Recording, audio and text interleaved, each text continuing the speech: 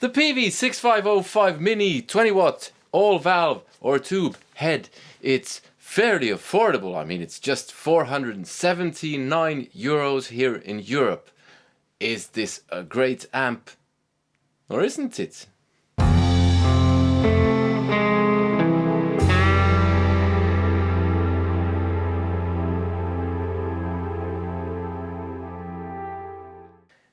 Hello everybody! Welcome to another video with me, Elmo J. Karjalainen. You can call me this guy, if that's tricky to pronounce. Today we're taking a look at the Peavey 6505 Mini 20 watt tube valve head. As many of you know, it's based on the 5150. There were different reincarnations of that. I'm not entirely sure how many. And I'm not entirely sure how closely it resembles the 5150, but it's thereabouts. And the 6505 has a bigger brother, of course, but this comes in at just €479, and you can operate it at 20 watts, 5 watts, or 1 watt, which is nice. And you can also operate it without any speaker at all, so you can just plug it in DI out and into wherever you're going, front of house or in the mixer at home, and just use it without a speaker, which is potentially great. So we'll check that out as well. But let's just check out some sounds. It has a clean channel, or it's named rhythm channel, so it's not really clean, but that has a switch for clean and crunch, and then a bright switch, and then you have a lead channel, your 3-band EQ. It has separate volumes for the rhythm and lead channels. You get a foot switch with it that I don't have hooked up at the moment. It has a loop, so I have a delay in the loop. I also have an overdrive pedal that I'm going to be using with it. It has a built-in reverb. It has, for the power amp section, it has a resonance and presence control. Lots of stuff going on. So I have basically everything set halfway but reverb turned off, and this is just the clean. The cab is a Marshall that I regularly use, the AHW.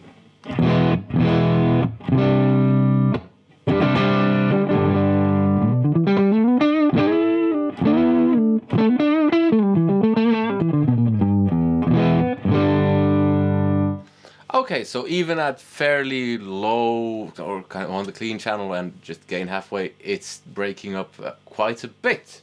So dropped gain, that's now at 9 o'clock.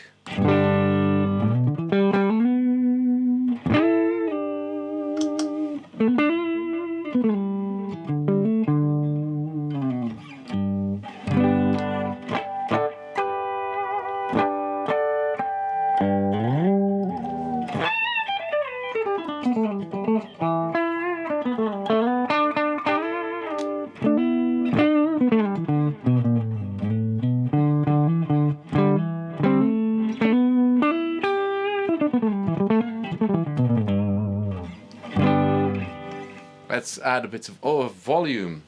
Fair bit of buzz going on.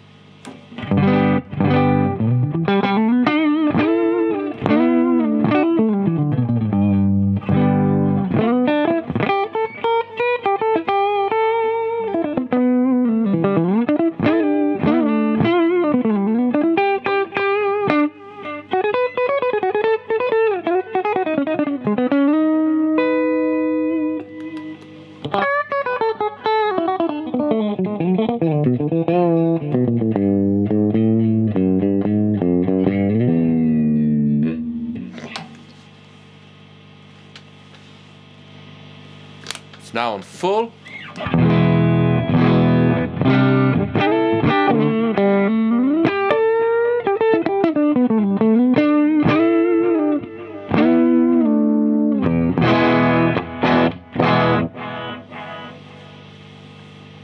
See what the bright switch does?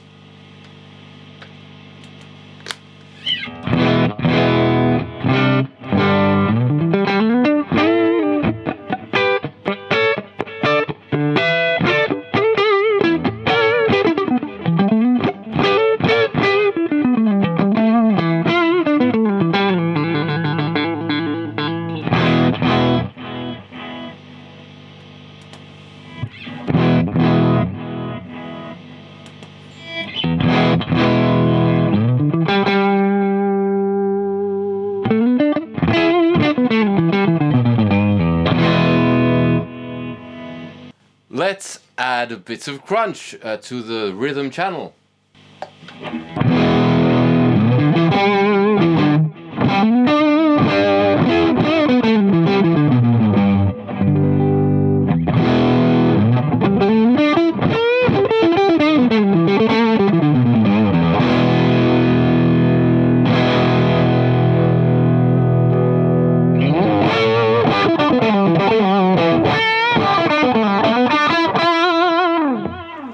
Overdrive.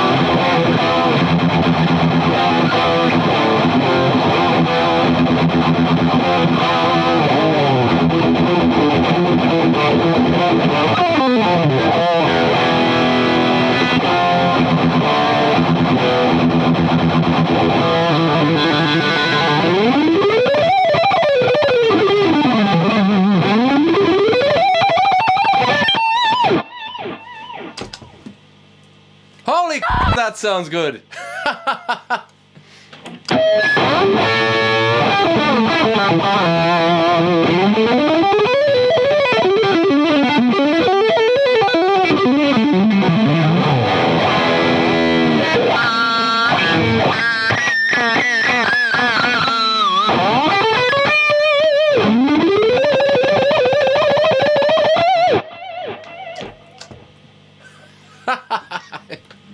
Sounds brilliant. Okay, so let's see how much gain that was with the overdrive pedal. Let's see how much gain the crunch channel does on this.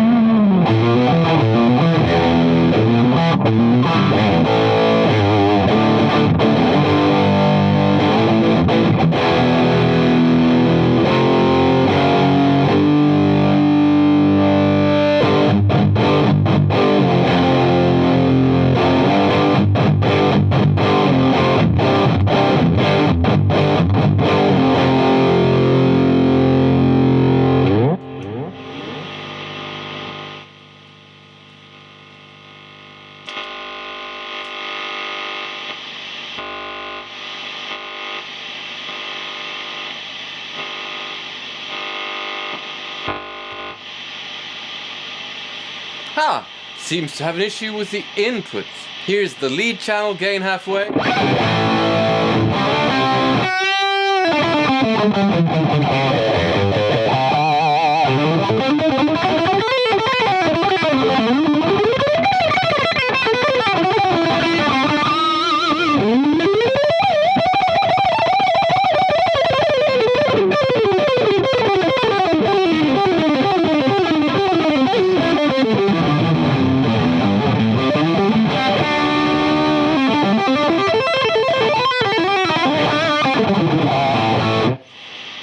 Tweak the sound, drop mids a bit, add mids and highs.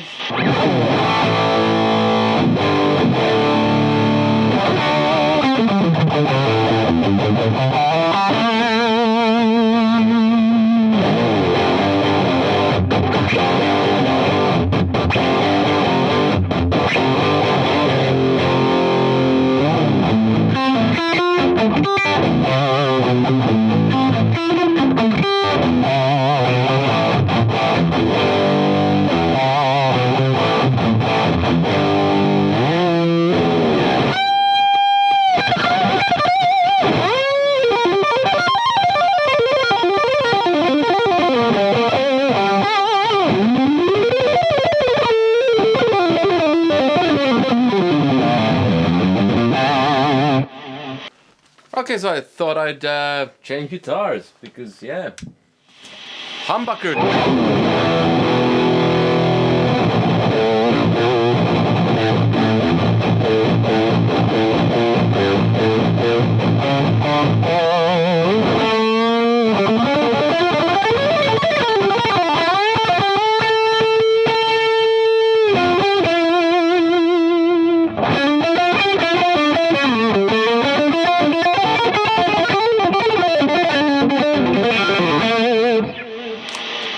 Oh, let's try something different.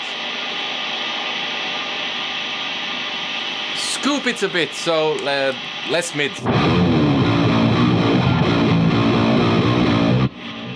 It doesn't need that much gain.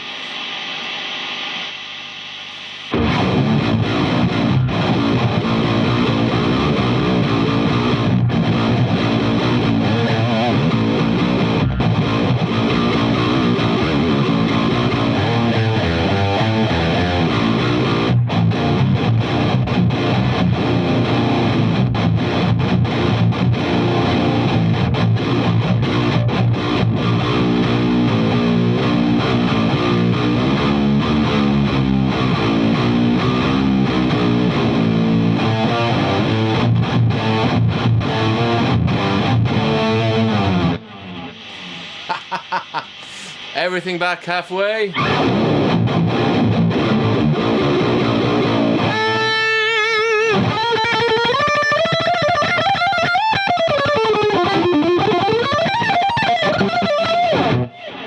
See what the resonance does? All the way down.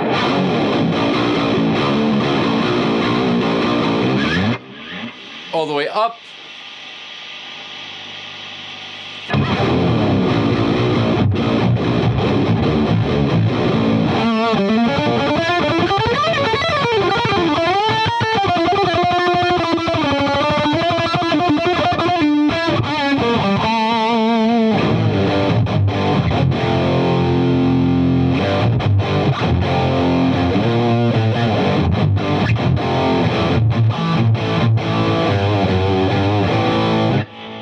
Back halfway, up the presence,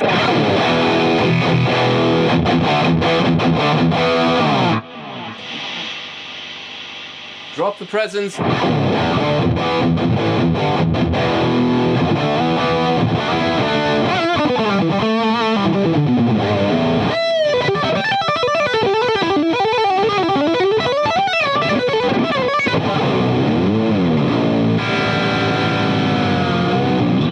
I'm gonna go back to the clean channel one more time and try that with this guitar.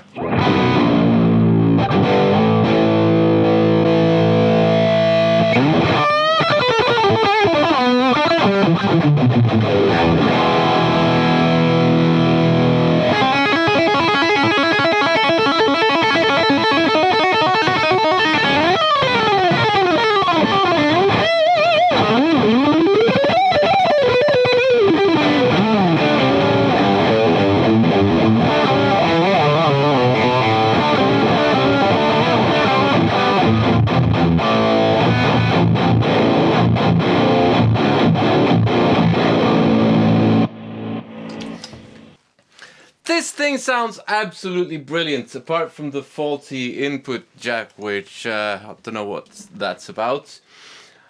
This is a B-stock item, so that's probably why it was returned. But Toman, don't know if the person who sent it back never said anything about why. But other than that, this thing sounds absolutely brilliant. And in all kinds of different settings, in all kinds of different ways, it sounds absolutely great. I mean, I'm tempted to keep this. I'll just hook up so that it goes straight into the mixer and we'll see what that does.